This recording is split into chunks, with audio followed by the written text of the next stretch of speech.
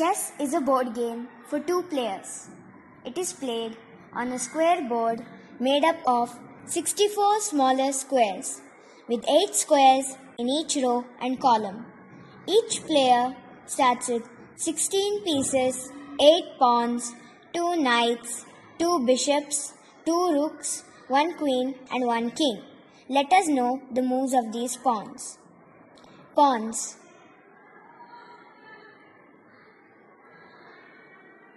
Rook.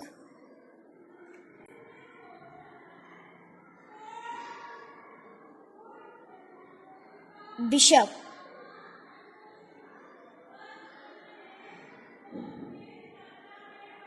Knight.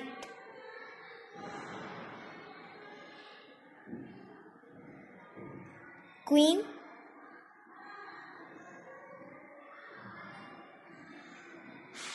And king.